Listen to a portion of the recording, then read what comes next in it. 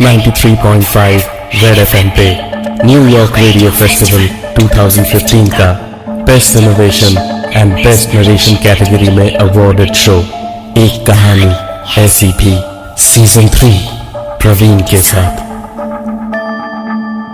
3 दोस्त रजत, नमन और एल्बर्ट अपनी फोटोग्राफी ट्रिप पे जंगल की ओर निकले। डाक बंगलो के रूम की बुकिंग वो पहले से करवा चुके थे। वहां सारा सामान रखकर नहा धोकर तीनों घने जंगल की ओर चले गए, जहां से लौटते वक्त देर शाम हो चुकी थी। इसी बीच रजत ने कहा, चलो भाइयों, तुम्हें कुछ ऐसा दिखाता हूं जो तुम्हें जिंदगी भर याद रहेगा। इतना कहके रजत ने वहीं पड़ी एक लकड़ी उठाई और नीचे मिट्टी में एक बड़ा सा गोला बनाया, तकरीबन 9 फीट लंबा और चौड़ा। उस गोले के अंदर अब रजत ने एक 5 कोने वाला सितारा बनाया और उसके बीचों बीच बैठकर उसने कहा, अब देखना मजा, शैतान को बुलाऊंगा मैं। रजत की ऐसी बातें सुनकर नमन और एल्बर्ट पहले तो अपनी हंसी नहीं रोक पा रहे थे, लेकिन फिर रजत ने अपने हाथ ऊपर आसमान की ओर उठाए और अजीब सा कुछ बड़बड़ाने लगा।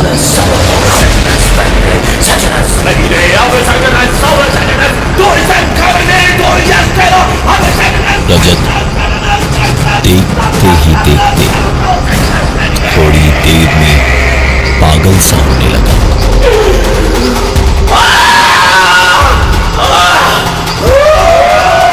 आंखें उसकी उलटने लगी, जैसे बेहोशी सी छाने लगी थी रजत पे। और तभी अचानक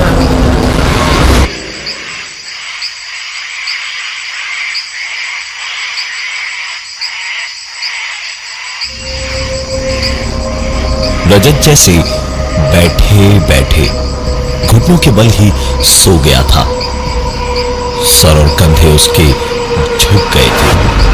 उसकी आवाज भी बदल गई थी और हल्की दबी हुई आवाज में रजत इस वक्त किसी गुस्सैल जानवर की तरह गुर्रा रहा था।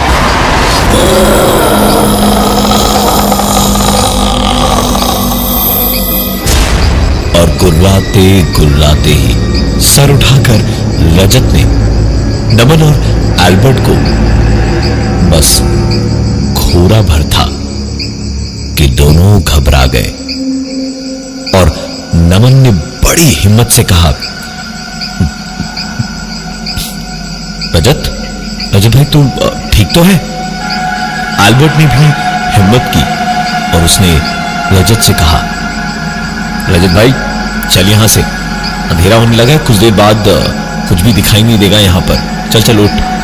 रजत ने कोई जवाब नहीं दिया उन दोनों की बातों का और बस गुर्राता हुआ उठ के खड़ा हुआ।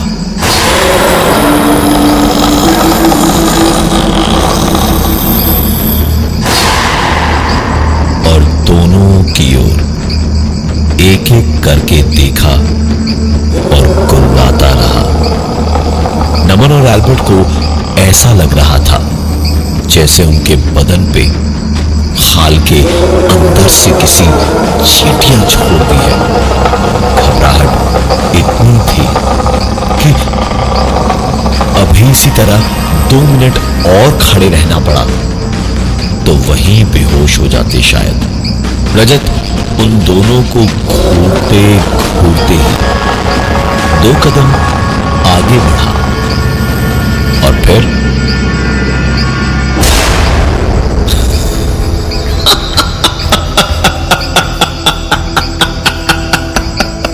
अबे तुम दोनों कितने फट्टू हो यार।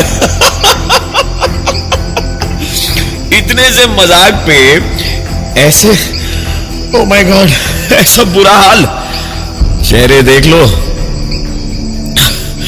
ऐसा लगेगा जैसे किसी ने खून सोख लिया बदन से। अरे मजाक कर रहा था यार, चलो यहां से। ऐसे मजाक की उम्मीद किसी को भी नहीं थी, इसलिए दोनों थोड़े घबरा से गए थे।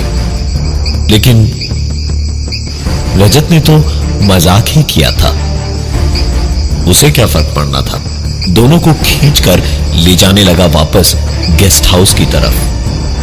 और गेस्ट हाउस की तरफ जाते जाते एल्बर्ट ने बस यूं ही पीछे मुड़कर एक पल को देखा तो एक बार फिर से खाल के अंदर से चींटियां रेंगने जैसा महसूस होने लगा,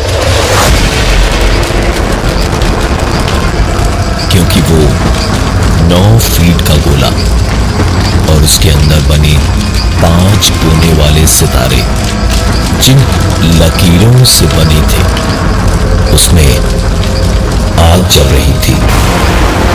एल्बर्ट ने बोलना चाहा, लेकिन रजत ने एक न सुनी।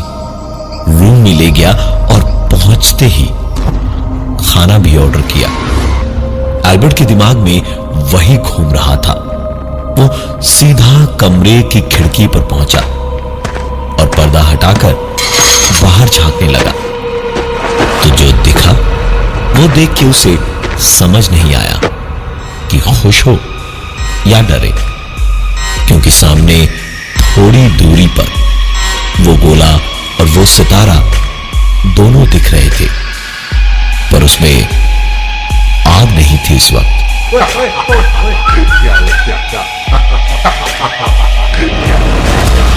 आवाज सुन के एल्बर्ट पलटा तो देखा नमन एक कोने में डरा हुआ खड़ा था और पलंग पे रजत जंगल की तरह ही गुर्रा रहा था।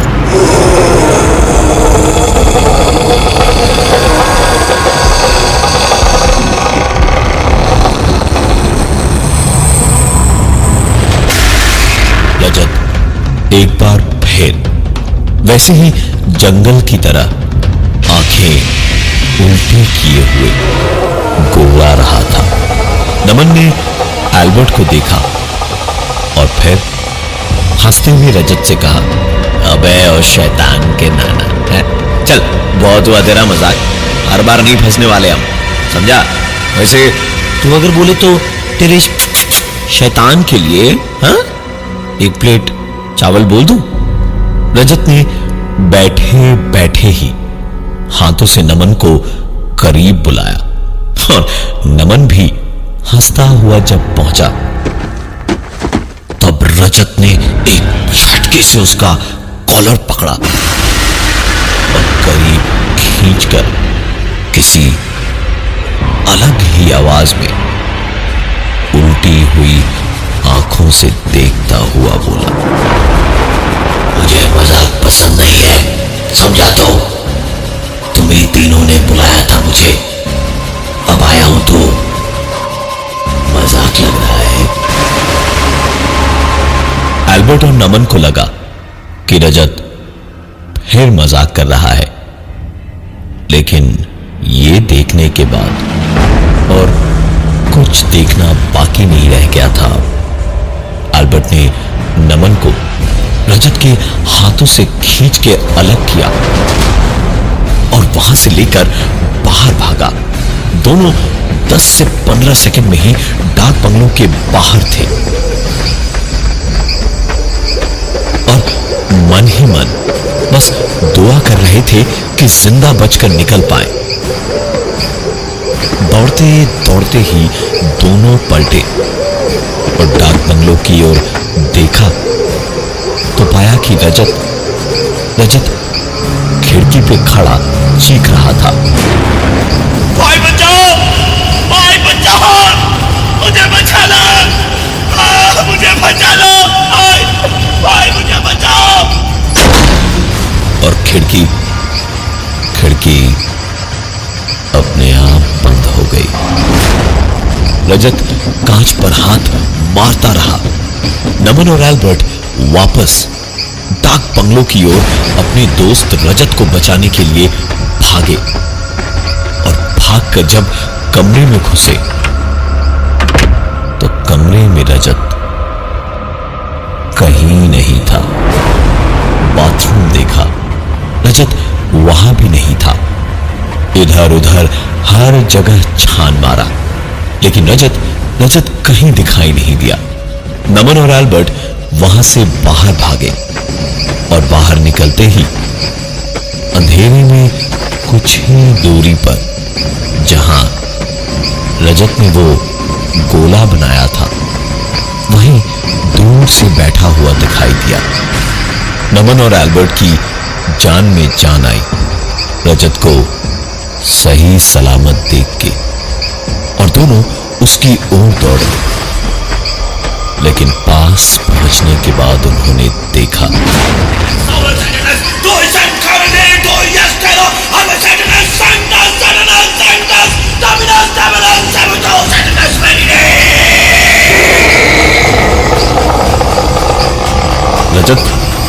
रजत उठ, रजत चल भाग यहां से, रजत भाग यहां से।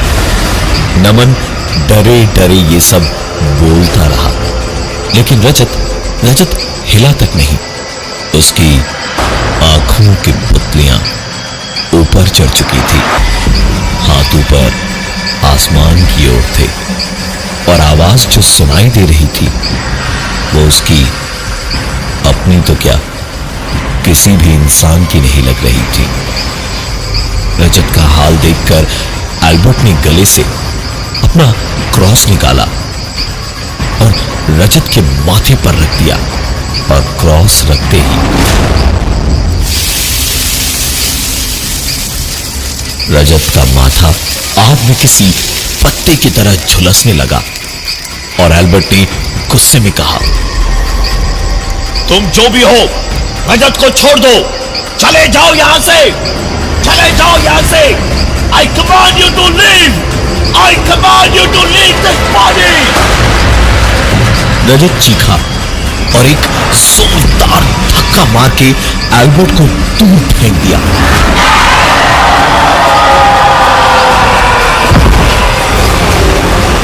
नमन और एल्बर्ट फटी आंखों से रजत को देखे जा रहे थे।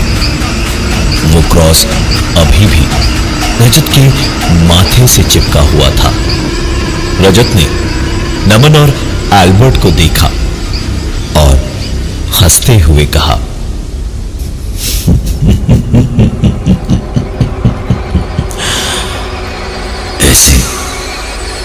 ऐसे नहीं जाऊंगा मैं, समझे?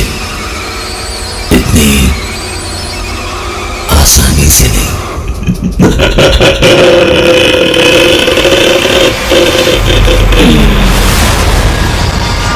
रजत ने अपनी पॉकेट से एक ब्लेड निकाला। एक बार नमन और एक बार एल्बर्ट को देखते हुए रजत ने ब्लेड कलाई से लेकर कंधे तक उस ब्लेड से अपना पूरा शरीर चीर डाला और कहा, ऐसे नहीं जाऊंगा मैं, समझे? इतनी आसानी से नहीं।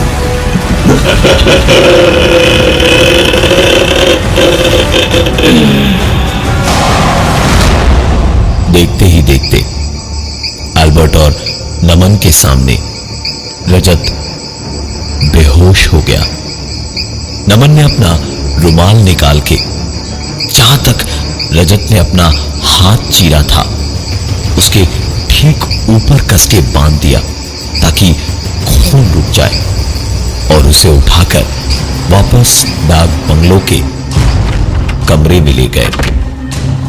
कमरे में वापस पहुंचकर नमन ने रजत का बैग खोला तो उसमें से एक किताब निकली जिसमें रजत के बनाए गोले और उसमें 5 कोने वाले सितारे से शैतान को बुलाने का तरीका लिखा था, और उसी किताब में शैतान को वापस भेजने का तरीका भी लिखा था।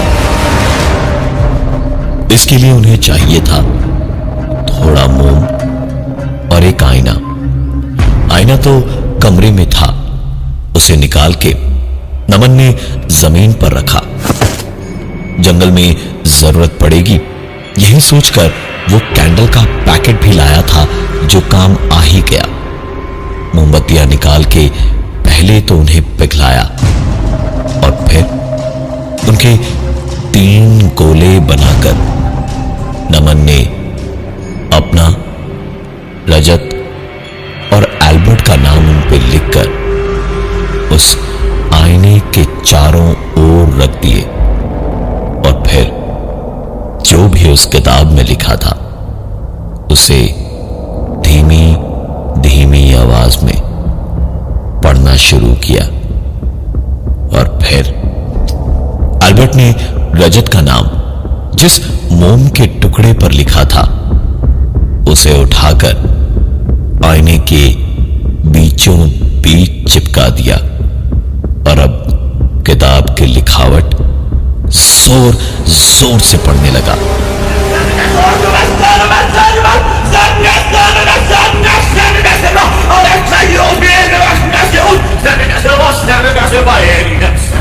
एल्बर्ट आंखें बंद किए हुए अपने सर को ऊपर करके रजत बच जाए, बस इसी उम्मीद पे बोलता चला जा रहा था।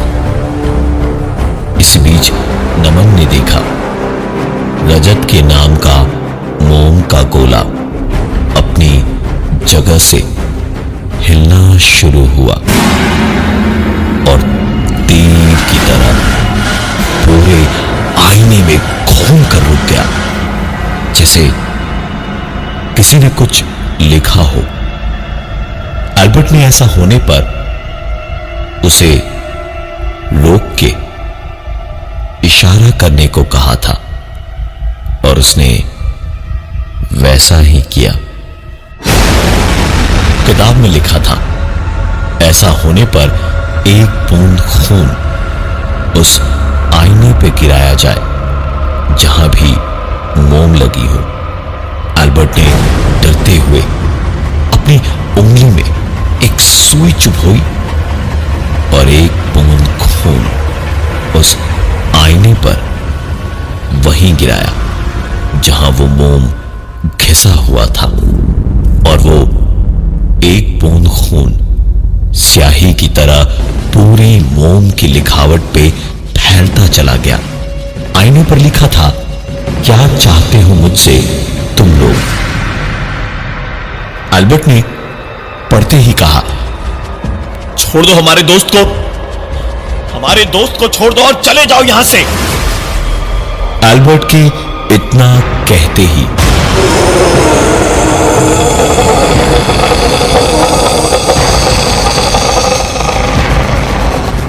रजत एक बार फिर उठ के बैठ गया और गुर्राने लगा।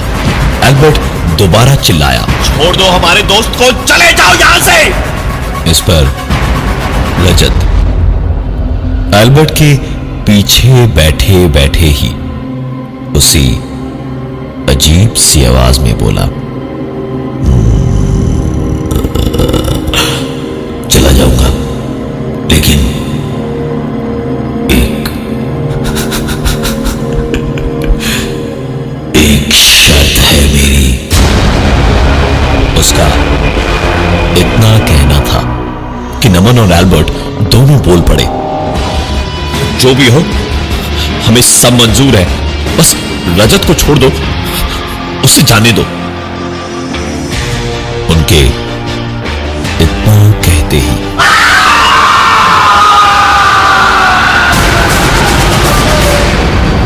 रजत के गले से एक भयानक दर्द भरी तेज चीख पूरे जंगल में गूंजी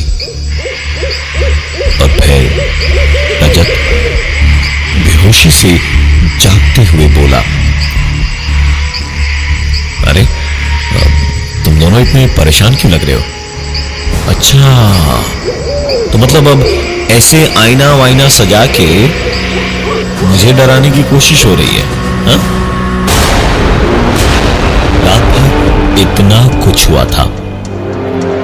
अब बस 1 घंटा ही बचा था उजाला होने में। रजत कमजोरी की वजह से वापस सो चुका था और नमन और एल्बर्ट उजाला होने का इंतजार कर रहे थे ताकि तुरंत वहां से निकल पाए, और उन्होंने वैसा ही किया भी। उजाला होते ही नमन ने कहा, चल एल्बर्ट, तू चेकआउट कर ले, मैं गाड़ी स्टार्ट करके रजत को लेकर बस आता ही हूं। एल्बर्ट भी तुरंत उठकर गाड़ी स्टार्ट करने दौड़ा। इधर नमन ने रजत को उठाया, पानी की बोतल बैग में भरी और बैग्स और रजत को लेकर गाड़ी में पहुंच के बैठा। एल्बर्ट ने गाड़ी स्टार्ट की और बहुत तेज चलाने लगा। गाड़ी कुछ आगे पहुंची ही थी कि एल्बर्ट ने रियर व्यू में पीछे डाक बंगलों की ओर देखा और देखते ही गाड़ी रोक दी, क्योंकि रियर व्यू मिरर में एल्बर्ट खुद को देख पा रहा था, हाथ हिलाकर अलविदा कहते हुए। एल्बर्ट ने गाड़ी से नीचे उतरकर बाहर निकल के देखा, पीछे वहां कोई नहीं था। अपना वहम मानते हुए उसने गाड़ी स्टार्ट की और सीधे शहर की ओर गाड़ी स्पीड में दौड़ाने लगा। जब फोन उठाया तो डाक बंगलों से था। उधर से एक आवाज ने पूरी बात बताई। सर, वो मैं डाक बंगलों से बोल रहा था। आप लोगों ने अभी अभी चेकआउट किया, पर आप लोग अपना कैमरा और फोटोग्राफी का सामान वाला बैग यहीं भूल गए हैं। ये सुनकर एल्बर्ट अपनी किस्मत पर रोता हुआ माथा पीटता रह गया। कैमरा और उन तीनों के फोटोग्राफी के पूरे सामान के बैग की कीमत तकरीबन 3 से 4 लाख रुपए रही होगी। एल्बर्ट ने तुरंत गाड़ी घुमाई और वापस डाक बंगलो पहुंच के गाड़ी के इंजन को बंद किए बिना ही गाड़ी खड़ी की और नमन से कहा, मैं 2 मिनट में आ रहा हूं, तू रजत के साथ में यहीं गाड़ी में रुक। एल्बर्ट इतना कह के दंदनाता हुआ अंदर चला गया बैग लेने। नमन बैठा रहा। रजत इतना थका हुआ था कि वो गाड़ी में सो चुका था। 5 मिनट हुए, फिर 10, फिर 15। उसके बाद नमन ने एल्बर्ट को फोन पे फोन किया तो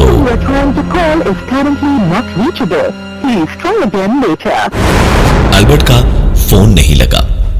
2-3 बार ट्राई करके नमन ने फोन जेब में रखा और रजत को जगाया और उसे लेकर डाक बंगलों के रिसेप्शन पे पहुंचा तो एल्बर्ट कहीं दिखाई नहीं दिया। रिसेप्शन पर भी कोई नहीं दिखा। नमन और रजत उसी कमरे की ओर भागे जहां वो ठहरे थे और दरवाजे को खोलते ही दोनों को ऐसा लगा जैसे दोनों घंटों से बर्फ की सिल्ली से बंधे हुए थे।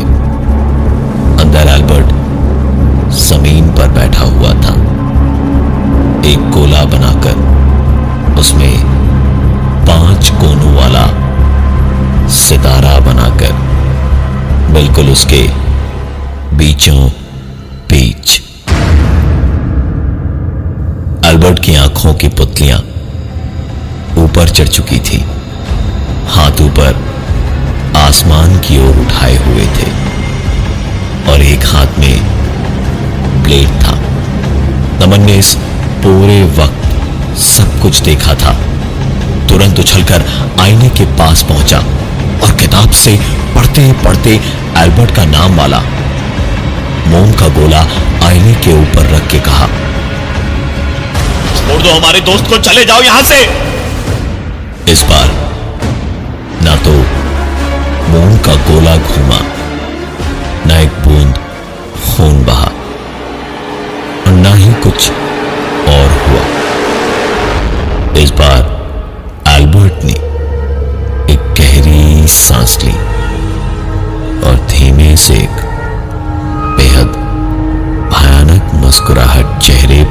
उसने कहा,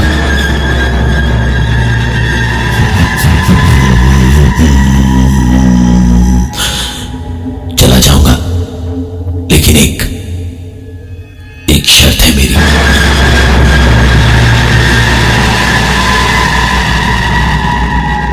उस घटना के बाद तीनों दोस्त आज तक उस डाक बंगलो और जंगल के इर्द गिर्द ही भटकते रहते हैं।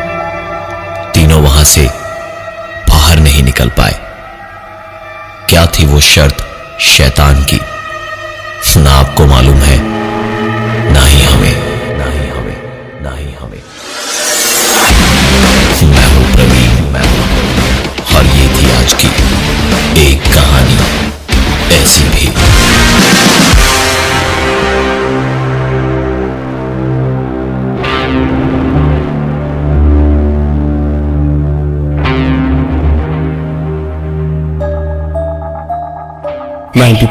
.5 रेड FM पे न्यूयॉर्क रेडियो फेस्टिवल 2015 का best innovation and best narration category में अवॉर्डेड शो एक कहानी ऐसी भी सीजन 3 प्रवीण के साथ।